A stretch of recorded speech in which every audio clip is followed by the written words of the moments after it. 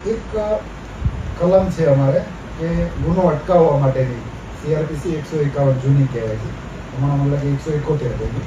એટલે એમાં પોલીસને એવી સત્તા છે, બે જણા ઝઘડો કરે તો બંનેને 24 કલાક લોકઅપમાં મૂકી દેવાના. મેં એક પરિપત્ર કર્યો છે કે કોઈ વ્યક્તિની વિરુદ્ધમાં ભૂતકાળમાં ગુનો દાખલ ના થયો હોય તો એવા વ્યક્તિની વિરુદ્ધમાં 151 કરવાની.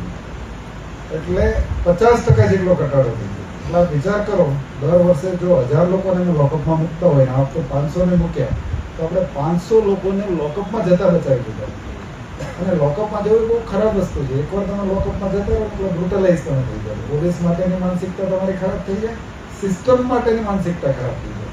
એટલે એ સદંતર અમે ઘટાડો કરાવી દીધો છે. અને આપને કદાચ એવો ધ્યાનમાં આવે તો સાહેબનું ધ્યાન દોરો, અમે પોલીસ અધિકારી વિરુદ્ધ પગલાં લઈશું.